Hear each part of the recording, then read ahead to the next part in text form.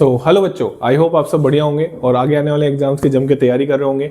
तो हमने सॉल्यूशन नाम का चैप्टर क्लास 12th का उठा रखा है, ठीक है, और उसके 2 लेक्चर हो चुके हैं, ठीक है। क्लास 12th का मैं इसलिए बोल रहा हूँ, मैं 12th क्लास के एनसीईआरटी को रेफरेंस मान के कि आप उससे भी पढ़ते रहें और बाकी कंटेंट तो मैं आपको पढ़ा ही रहा हूँ, ठीक है ना। और किसी भी एग्जाम में सॉल्यूशन नाम का चैप्टर आ रहा हो, उससे रिलेटेड टॉपिक आ रहे हो, उस चैप्टर के अंदर जितने भी टॉपिक मैं पढ़ाने वाला हूँ वो आपके चाहे क्लास 11th में हो चाहे किसी भी एग्जाम में आने वाले हो, वो आप पढ़ सकते हैं। वो बच्चा यहाँ पे ये वीडियोस देख सकता है, ठीक है ना। चलिए, तो पहला लेक्चर इंट्रोडक्शन का था। दूसरे लेक्चर में मैंने कंसंट्रेशन टर्म्स चालू करी थी, उसमें मेरी 4 कंसंट्रेशन टर्म मैंने कवर कर ली थी। वीडियोज में लंबी नहीं बनाने वाला हूँ, मैं हर वीडियो में ये बात बोलता हूँ, शॉर्ट वीडियो बनेगी हाँ, लेकिन मैं डिटेल में बातें करने वाला हूँ, ठीक है। चलिए, कुछ भी नहीं छोड़ूंगा मैं, चाहे मेरे को 20-25 मिनट 2 चीजों को समझाने में लग जाए, लेकिन समझा दूंगा। 4 कंसंट्रेशन टर्म मैंने कवर कर ली थी। कौन कौन सी? Percent W/W, percent W/V, percent V/V और PPM और PPB, ठीक है ना। ठीक है, इसके बाद अब मैं जो कंसंट्रेशन टर्म की बात कर रहा हूँ उससे तो ये मानिए कि डेफिनेटली क्वेश्चन जो आज का ये वीडियो होने वाली है उससे ये मानिए कि हर एग्जाम में लगभग क्वेश्चन आता ही है, ठीक है ना। चलिए, तो 5th कंसंट्रेशन टर्म है हमारी। 5th कंसंट्रेशन टर्म है बेटा मोलरिटी। कौन सी कंसंट्रेशन टर्म है? मोलरिटी, ठीक है। लास्ट लेक्चर को मैं कंटिन्यू कर रहा हूं, ठीक है ना। चलिए, तो मोलरिटी को हम रिप्रेजेंट करते हैं किससे? कैपिटल M से, ठीक है। पहले तो इसका मतलब समझते हैं। इसकी डेफिनेशन बच्चों को पता नहीं होती है। इसकी डेफिनेशन होती है नंबर ऑफ, या हम ऐसे बोले number of mole of solute, या हम ऐसे सिंपल सा बोले, ठीक है, हम सिंपल सा बोले क्या कि sir mole of solute dissolve in, बहुत इंपॉर्टेंट टर्म है बेटा, आराम से सीखें। Dissolve in 1 litre, dissolve in 1 litre है, क्या है? Litre, 1 litre solution. क्या बोला मैंने? 1 लीटर सॉल्यूशन। डेफिनेशन समझ में आ गई? ठीक है, अब ध्यान से सुनना है ना, केवल डेफिनेशन नहीं समझाऊंगा, बहुत बारीकी से समझाऊंगा। आपको पता है कि ये 2 चीजें दे रहा है, बच्चे को ये होश नहीं होता। कौन कौन सी 2 चीजें दे रहा है? एक तो आपको ये है ना, केवल अगर आपको केवल मोलरिटी दे रखी हो ना, जैसे एक एग्जांपल से मैं आपको समझाता हूं, ठीक है ना। जैसे आपको क्वेश्चन में दे रखा हो 1.5 capital M NaCl aqueous solution, ऐसा दे रखा हो, ठीक है। अब इसको आप कैसे पढ़ेंगे, आइए मैं आपको पढ़ना सिखाता हूं, ठीक है ना। चलिए, यहां पे आप इसको ऐसे पढ़ेंगे कि 1.5 मोल, डेफिनेशन से जा रहा हूं मैं, 1.5 मोल solute dissolve in 1 litre solution, dissolve in 1 litre solution. कितनी चीजें दे रहा है? 2 चीजें दे रहा है, बताओ कौन कौन सी। एक तो आपको दे रहा है मोल of solute, mole of solute. Mole of solute कितने हो गए क्वेश्चन के हिसाब से? 1.5 के हिसाब से 1.5, एक एग्जांपल समझा रहा हूं मैं आपको। और वॉल्यूम ऑफ सॉल्यूशन कितनी होगी बेटा? वॉल्यूम ऑफ सॉल्यूशन होगी 1 लीटर, ठीक है। जैसा कि यहां से यूनिट कन्वर्जन चालू हो चुका है, वॉल्यूम आ चुकी है, तो मैं आप सभी को बता देता हूं वॉल्यूम की जो यूनिट 1 लीटर बराबर 1000 ml, सब कुछ बताऊंगा, सब कुछ होगा मेरी वीडियोस में। 1000 सेंटीमीटर क्यूब, इसको सीसी भी लिखा हुआ मिल जाता है, 1000 सीसी, ठीक है। यही बराबर होता है 1 DM क्यूब के, आराम से देखो, डेसीमीटर क्यूब जिसको बोलते हैं, और 1 मीटर क्यूब बराबर 1000 लीटर भी होता है। ये यूनिट कन्वर्जन काम में आता है, आप सभी आराम से देख लीजिए। आपको ये भी बोला 1 ml बराबर 1 cc भी आप बोल सकते हैं, इन दोनों यूनिट से कोई टेंशन वाली बात नहीं है, ठीक है ना। चलिए, इसको तो मैं हटा देता हूं। तो आपको इस छोटी सी इंफॉर्मेशन से आपको 2 चीजें मिलेगी। एक तो मोल ऑफ सॉल्यूट मिल जाएंगे। क्यों मैं बार बार इस पे फोकस कर रहा हूं? क्योंकि मैं फॉर्मूले पे विश्वास नहीं करता हूं, मैं कॉन्सेप्ट पे विश्वास करता हूं, क्योंकि हो सकता है फॉर्मूला आपको याद आए ही नहीं या अप्लाई करना नहीं आए, तो आप इस पे ध्यान रखिए। क्या बोला मैंने? मैंने ये बोला कि इसको आप कैसे पढ़ेंगे? मोल of solute dissolve in 1 litre solution. Clear होगी बात? चलिए, अब इसका फॉर्मूला जो कि आपको पता होना चाहिए क्या होता है? मोल of solute divide by volume of solution, किसमें? लीटर में। अब जरूरी तो है नहीं लीटर में वॉल्यूम हो, तो इसी का इस तरीके से फॉर्मूला लिख लिया जाता है, मोल of solute divide by volume of solution.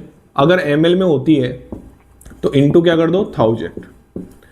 और इसी तरीके से आप मोल का फॉर्मूला पढ़ते हैं 11th क्लास में, wait of solute divide by molar mass of solute, ठीक है, into 1000 divide by volume of solution, और किसमें? ml में। ठीक है, बहुत क्लियर लिख रहा हूं मैं, वॉल्यूम ऑफ सॉल्यूशन है यहाँ पे, ठीक है। चलो इसको नोट करो, फटाफट नोट करो।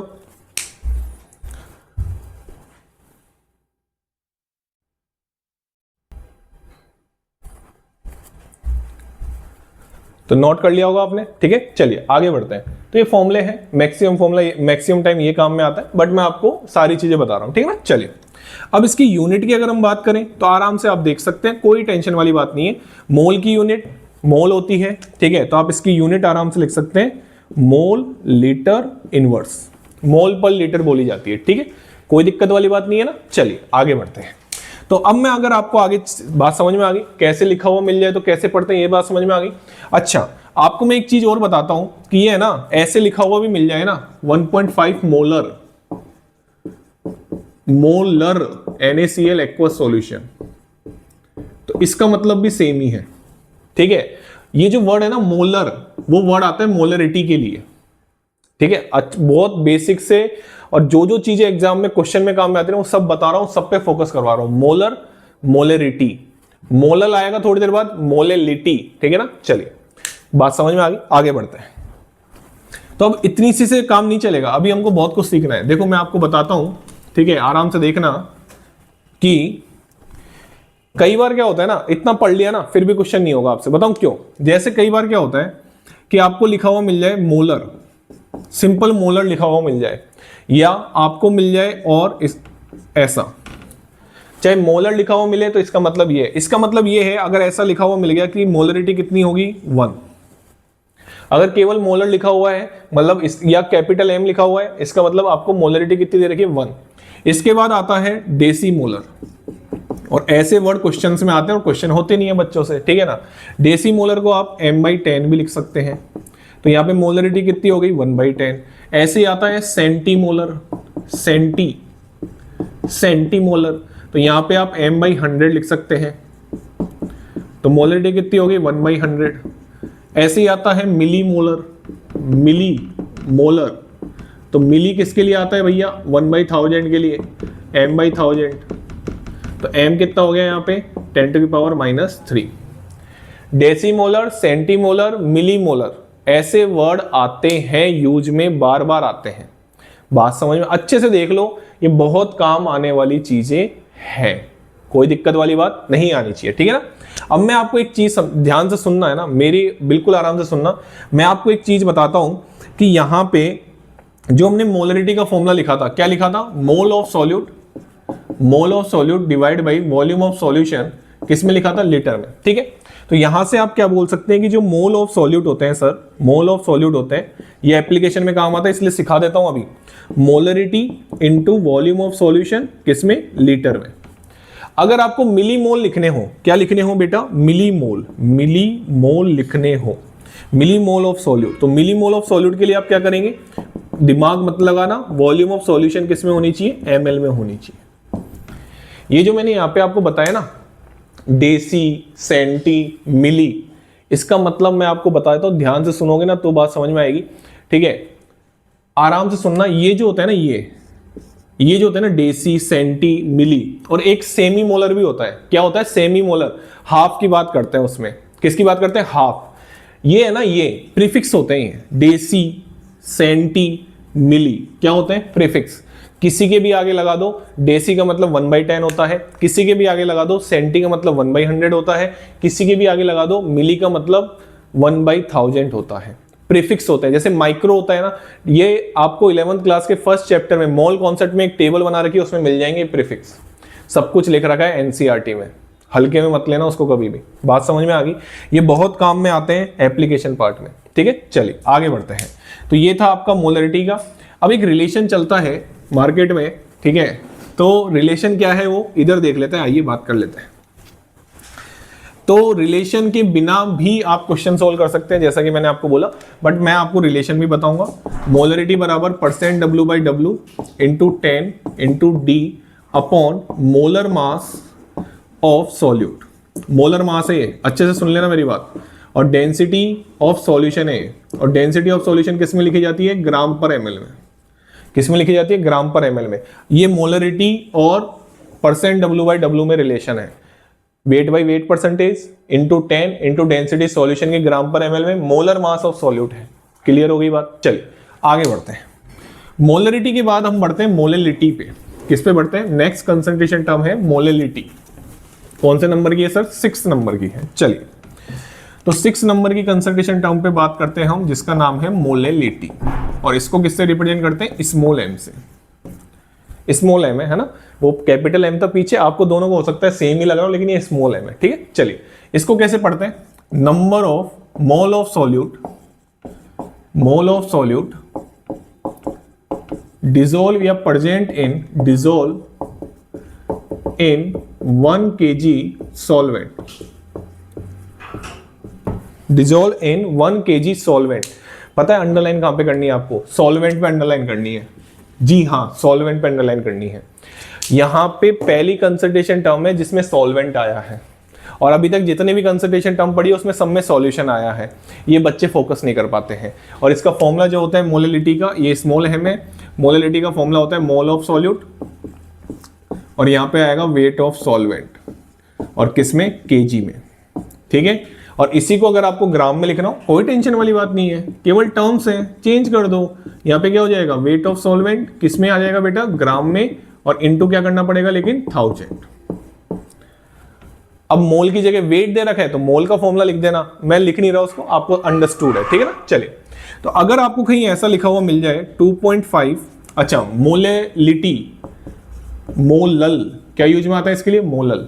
क्लियर होगी बात। चलिए तो आपको ऐसा लिखा हुआ मिल जाए 2.5 स्मॉल एम और 2.5 मोलल।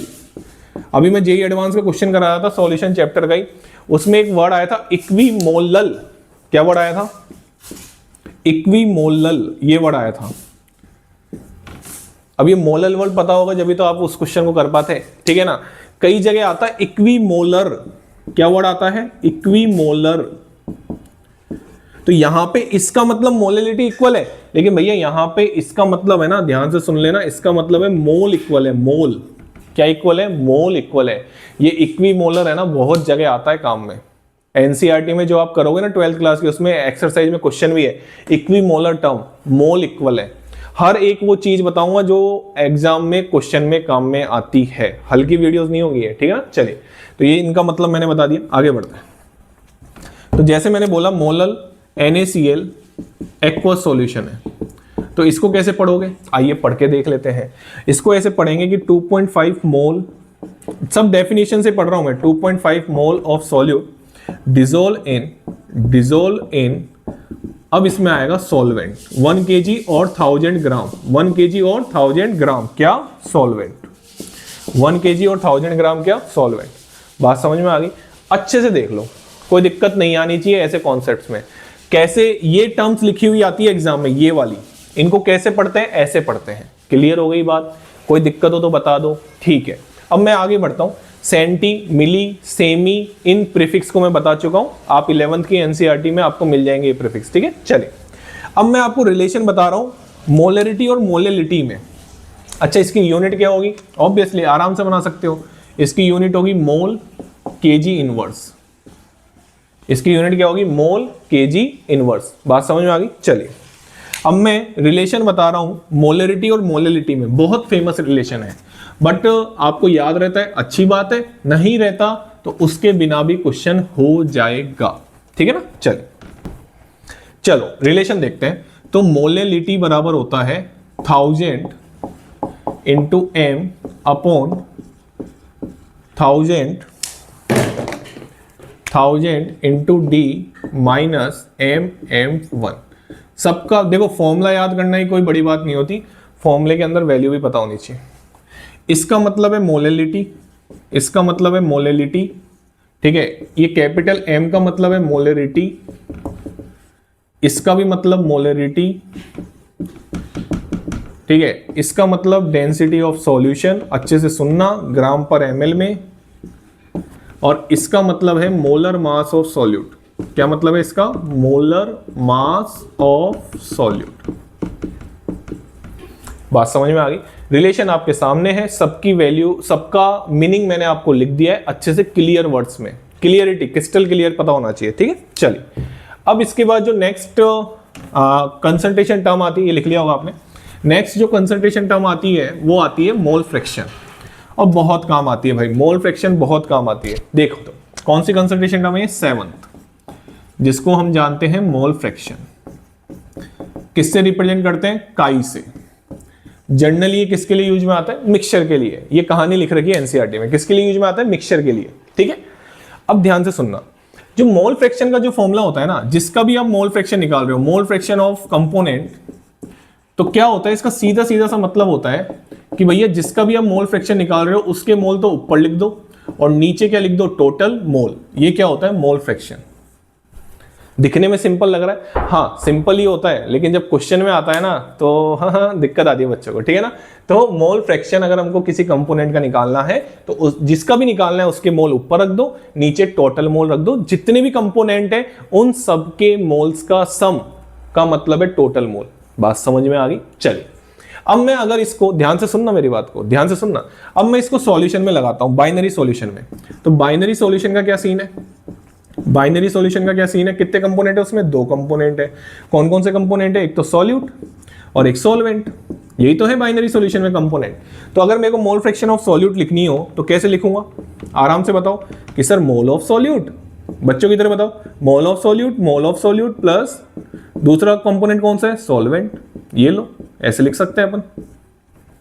अगर सर मेरे को मोल फ्रैक्शन ऑफ सॉल्वेंट लिखनी हो तो कैसे लिखेंगे, आराम से देखो, कोई टेंशन वाली बात नहीं है। मोल किसके आ जाएंगे ऊपर, जिसका मोल फ्रैक्शन लिखना है उसके मोल ऊपर लिख दो, तो मोल of solute plus mole of solvent, ठीक, कोई दिक्कत नहीं आनी चाहिए। अब मैं आपको ये चीज बता रहा हूं भाई, मोल फ्रैक्शन है ना, और फ्रैक्शन सारे कंपोनेंट के मोल फ्रैक्शन का सम, ध्यान से सुनना दोनों कान खोल के, मोल फ्रैक्शन का सम सारे कंपोनेंट का कितना होगा, 1 होगा। आराम से आप इससे भी मैं समझा सकता हूं कि ये बहुत काम में आता है कि mole fraction of solute plus mole fraction of solvent बराबर कितना होगा, 1। ऐड करके देख लो, आराम से बात समझ में आ जाएगी। मैं तो ये नहीं बोल रहा, कई बार लाइन लिखी हुई मिल जाएगी आपको स्टेटमेंट में कि mole fraction of sum of mole fraction of all component present in solution is equal to 1। अरे मोल फ्रैक्शन का सम तो 1 ही होगा ना, सारे कंपोनेंट के फ्रैक्शन को ऐड करोगे तो टोटल कितना आने वाला है, 1 ही आने वाला है। आराम से देख लो, कोई दिक्कत वाली बात नहीं आनी चाहिए। यहां से मैं एक चीज और समझाना चाहूंगा मैं आपको, जो क्वेश्चंस में काम में आती है। जो मोल फ्रैक्शन ऑफ सॉल्यूट और मोल फ्रैक्शन ऑफ सॉल्वेंट होता है ना बेटा, वो किस बराबर होता है बता दूं, moles of solute divide by moles of solvent के बराबर होता है। दोनों को डिवाइड करोगे ये वैल्यू इससे कट जाएगी, ऐसे लिख सकते हैं। लिखना सीख लेना, मोल फ्रैक्शन का रेशियो किसके रेशियो के बराबर होता है, मोल्स के रेशियो के बराबर होता है। आराम से देख लो, कोई टेंशन वाली बात नहीं है। चलिए, इसके बाद अगर मैं आपको मोलेलिटी और मोल फ्रैक्शन में रिलेशन बताऊं, ठीक है, वीडियो को आराम से पॉज करके आप लिख सकते हैं, कोई टेंशन नहीं। तो भैया मोलेलिटी बराबर, जिसको स्मॉल m से रिप्रेजेंट करते हैं, हाँ भाई, अच्छा मोल फ्रैक्शन ऑब्वियसली यूनिट तो नहीं होगी, ठीक है ना, मोल से मोल कट ही जाएगा, ठीक है। चलिए, तो मोलेलिटी की अगर मैं बात करूं तो मोलेलिटी बराबर होता है मोल फ्रैक्शन ऑफ सॉल्यूट। सब फॉर्मूले है ना, बना सकता हूं मैं यहाँ पे आपके सामने, लेकिन जरूरत नहीं है, ठीक है, जरूरत नहीं है। आपको मैं बिना फॉर्मूले भी क्वेश्चन करके बता दूंगा, ठीक है। नहीं तो बताने का तो बहुत कुछ बता सकता हूँ, लेकिन वीडियो बहुत लेंदी होती जाएंगी, ठीक है। फिर मेरे को पता है रेस्पॉन्स अच्छा नहीं मिलता है। और यहाँ पे क्या आएगा, वेट ऑफ सॉल्वेंट, और वो भी किस में आएगा, ग्राम में। ये रिलेशन चलता है, आराम से देखो। और इस रिलेशन के बिना भी आप क्वेश्चन कर सकते हैं, आपको बस ये पता होना चाहिए, ठीक है। अगर आपको मैं थोड़ा सा आइडिया दूं ना कि सर एक बार आइडिया दो, ये रेशियो इसके बराबर है ना, तो इसको आप यहां पे लिख दो, मोल of solute divide by mole of solvent, है ना, इनटू 1000 कर दो। और यहां पे क्या लिख दो, वेट ऑफ सॉल्वेंट, किसमें, ग्राम में चल रहा है ना, ठीक है सर। तो बताओ ये किसके बराबर आ जाएगा, ओहो वेट नहीं आएगा यहाँ पे, सॉरी रुक जाओ, यहाँ पे आएगा मोलर मास। ये क्या है, molar mass of solvent, molar mass. रुक जाओ भाई, रुक जाओ, कॉन्सेप्ट मत बैठाना, गलती हो गई। मोलर मास ऑफ सॉल्वेंट आएगा, क्योंकि गलती तो पकड़ाक में आ जाएगी ना, जब आपको डेरिवेशन बता रहा हूं, गलती पकड़ाक में आ गई। मोलर मास और मोल को मल्टीप्लाई करोगे तो क्या मिल जाएगा आपको, वेट ऑफ सॉल्वेंट। अभी थोड़ी देर पहले मैंने मोलरिटी का फॉर्मूला बताया था, क्या बताया था? Moles of solute divide by weight of solvent, अगर ग्राम में है तो 1000 से मल्टीप्लाई कर देना।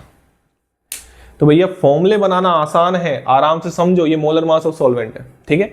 तो ये 7th नंबर की कंसंट्रेशन टर्म थी जो यहाँ पे खत्म होती है। एक और बच गई जो बहुत काम में आती है रिडॉक्स में, वैसे तो इसको रिडॉक्स में पढ़ा दिया जाता है, बट मैं आपको फॉर्मूलों का तो आइडिया दे ही देता हूं कम से कम। आइए बात कर लेते हैं, आइए कम से कम किसका आइडिया दे देता हूं? फॉर्मूलों का। आइए,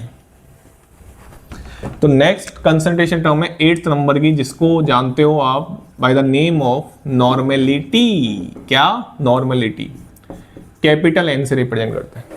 मोलरिटी जैसा ही होता है, बट इसमें थोड़ा सा डिफरेंस होता है। क्या होता है? इसमें होता है number of equivalent, number of equivalent of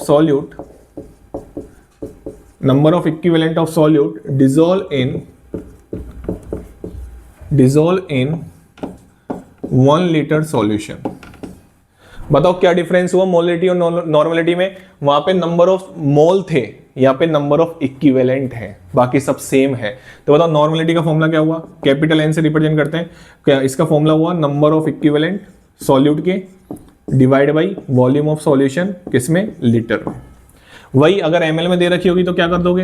अगर ml में दे रखी होगी तो number of equivalent divide by volume of solution ml में इनटू क्या कर देना? 1000 से मल्टीप्लाई कर देना। बात समझ में आ गई? आराम से देखो, जल्दबाजी नहीं करनी, ठीक है। चलिए, अब यहां से क्या है कि जैसे मान लो आपको मिला 1.2 नॉर्मल, ये यहां पे आपको ऐसे लिखा हुआ मिला NaCl एक्वस सॉल्यूशन। वैसे तो ऐसा पढ़ने की जरूरत नहीं पड़ती, ऐसा क्वेश्चन आता नहीं है जनरली, बट आपको लिखा हुआ मिला तो आप कैसे पढ़ोगे इसको?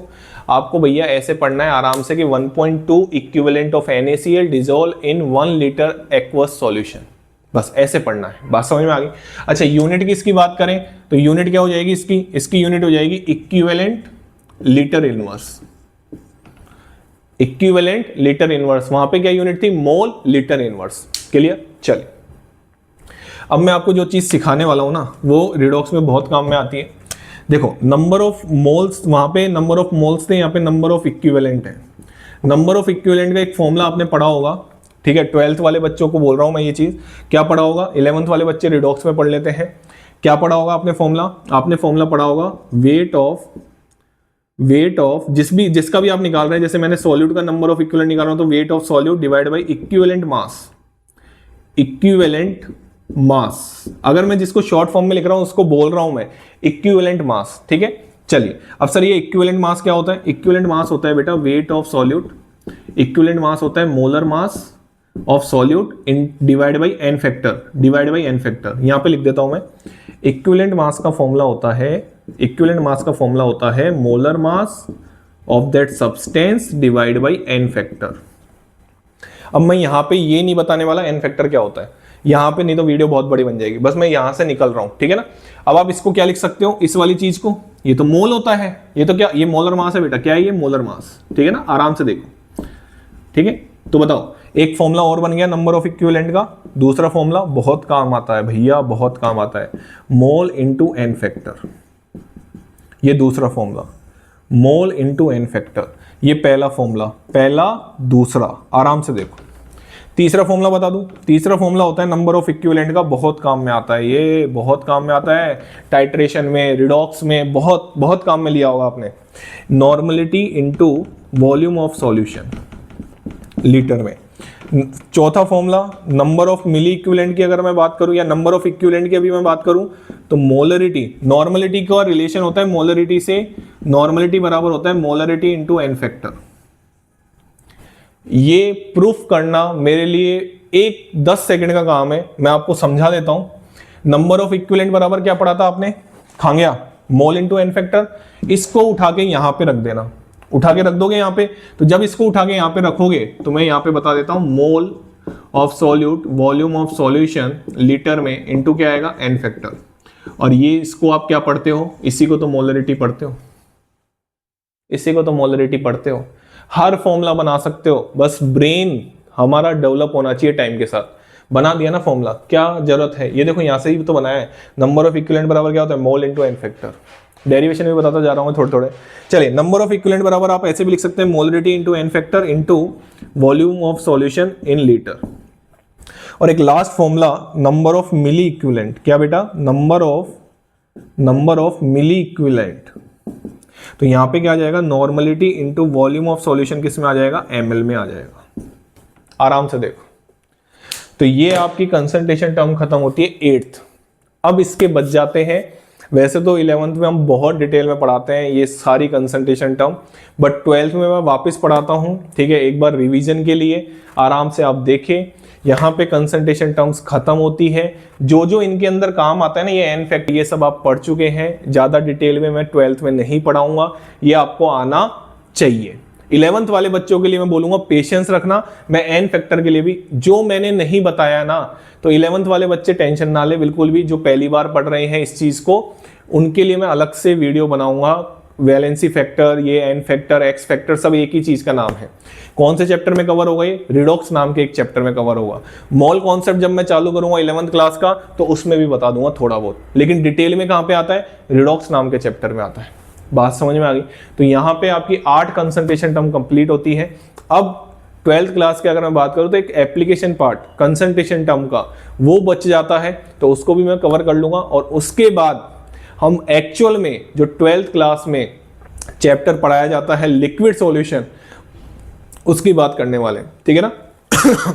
Sorry, thank you so much. Channel को लाइक करें, शेयर करें और सब्सक्राइब करें, ज्यादा से ज्यादा लाइक करें, ज्यादा से ज्यादा शेयर करें और बेल आइकन को दबाना ना भूलें, ठीक है ना। चलिए।